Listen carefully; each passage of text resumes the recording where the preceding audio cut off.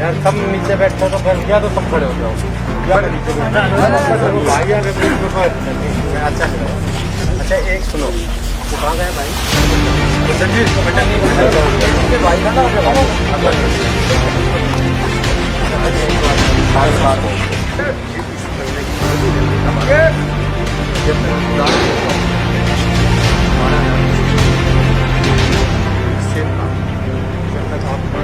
122 बच्चे अपने यहाँ निकले, 122 के 22 बच्चे जिसको यहाँ बच्चा एक भी सुन लगेगा तो आप ये मेरा वादा है, नहीं होगा तो मैं यही होगा। हर वो अंदर भी कह दूँ, मैं आपको बताते हैं अपने हाथ में लगाओ। मैं आपने बता दी मेरे भाइयों, मैं तो दिन रात एक ही, और मैंने एक लड़का स्पेशल इसीलिए होगा क्योंकि अपने मैं मेरे लिए आप लोग सब कुछ है, मेरे लिए कोई कुछ नहीं। मैं ये चाहता हूँ कि मैं दर्द आपका चाहता हूँ। सर, ग्राउंड जीरो पे आके सैकड़ों युवाओं के रोजगार को बचाने के लिए कुल दिवस खुद लीड करके आए, सकारात्मक मीटिंग की, सबके चेहरे पर अब खुशी देखी जा रही है, क्या कहेंगे? देखिए, मैं धन्यवाद करता हूँ मैनेजमेंट का, जो हमारे फैक्ट्री के जो वेयर हाउसेज के मैनेजमेंट के थे, ठेकेदार थे। एक बहुत अच्छे माहौल में हमारी मीटिंग हुई। मेरे परिवार के मेरे भाई हैं, इनके 170 बच्चों को करीबन जो रोज़गार की बात थी, कंपनी इनको बगैर नोटिस दिए निकाल दिया।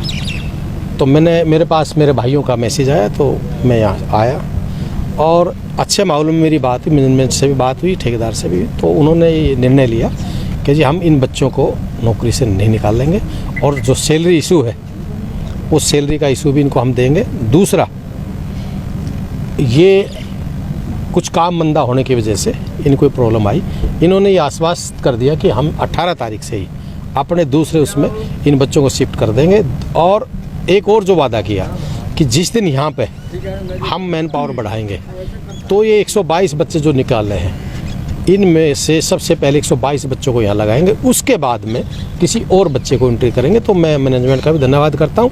और मैं अपने बादली क्षेत्र के जो मेरे युवा साथी हैं, मैं अक्सर एक बात बिल्कुल कहता हूँ क्लियर कि भाई मैं कोई एमएलए नहीं बना हूँ, बादली क्षेत्र की जनता एमएलए बनी है और मैं एक प्रतिनिधि हूँ, इनका बेटा हूँ, इनका भाई हूँ।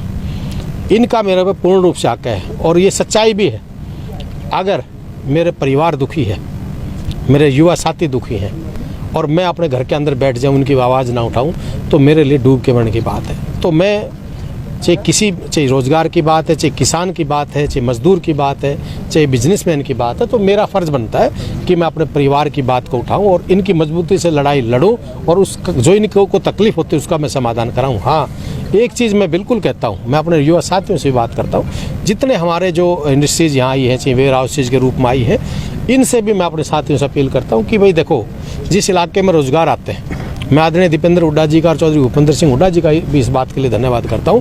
जिस प्रकार से मेरे लवारी क्षेत्र में एनओसी जोन जब लागू किया तो हज़ारों युवा साथी आज यहाँ नौकरी कर रहे हैं। मैं इनसे भी एक अपील करता हूं कि भाई आप भी अपने सीनियर की इज्जत करना सीखें। और मैंने एक चीज़ की बड़ी खुशी हुई, मैनेजमेंट ने जो मेरे से कहा कि जी जितने बच्चे यहाँ नौकरी करते हैं, आपके इलाके के बच्चे बहुत अच्छे बच्चे हैं और बहुत अच्छे काम करते हैं। तो मैं मेरे युवा साथियों को भी मैं बधाई देता हूं कि इतने अच्छे संस्कार के साथ मेरे भाई हमारे मान सम्मान को बढ़ा रहे हैं। एक फैक्ट्री के ओनर ये जब ये जो मैनेजमेंट ये बात कह देती है, और अक्सर एक ही लफड़ा मिलेगा कि जी हमारे साथ बदतमीजी करते हैं, काम नहीं करते, तो मेरे भाइयों ने मेरी छाती चौड़ी कर दी।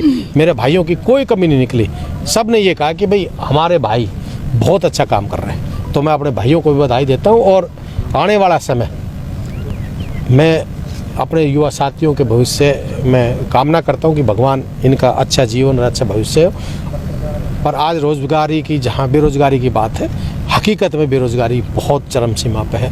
तो मैं फैक्ट्रियों वाले से भी रिक्वेस्ट भी करता हूं और मिलता भी रहता हूं कि भी मेरे हल्के में रोज़गार दें। जो काम आप कर रहे हो वो काम होता है सरकार का। कई विधायक हमने ऐसे भी देखे हैं जो कह देते हैं कि ओपोजिशन में हैं। आप ओपोजिशन में होते हुए भी जो काम सरकार को करना चाहिए वो काम कुलदीप से कर रहे हैं, इसके पीछे क्या मकसद है? देखिए, अपोजिशन हो या सरकार हो, एक जिम्मेवारी कौन लेता है? एक जिम्मेवारी जब समाज ने दी है, हमारे को चुना है, तो ये एक बहानाबाजी करना कि मैं विपक्ष में बैठा हूँ, क्यों? जनता ने चुना है, 2 लाख परिवारों ने मेरे को चुना है। वोट की राजनीतिक ना करके, राजनीतिक की दलगत से ऊपर उठ के हमारा फर्ज बनता है। हम विपक्ष में बैठ के भी तो मजबूती से लड़ सकते हैं, ये तो फिर विपक्ष में बैठ गए तो फिर इनकी आवाज़ कौन उठाएगा? तो मैं अपने आप को ना विपक्ष का समझता हूँ। हाँ, मेरी जनता मेरे साथ है, मेरे चाचा ताऊ मेरे भाई साथ है, मैं बिल्कुल रूप इनके साथ खड़ा हूँ। और जहाँ तक हमारे जेजेपी और बीजेपी के जो साथी, हमारे अभी एक पीछे कैबिनेट में एक बिल पास किया कि 75% युवाओं को रोजगार देंगे। और उन्होंने एक चीज़ और की कि जो आगे से नया उद्योग लगेगा। मैं एक बात कहना चाह रहा था, ये मतलब खुले दिल से, कि नए रोजगार तो तब लगेंगे जब पुराने नहीं। तो गवर्नमेंट ने इस चीज़ पे संज्ञान लेना चाहिए और ये ठीक है। मैंने भी यही, मेरी अपील है कि मेरे बादली क्षेत्र के बच्चे लगे।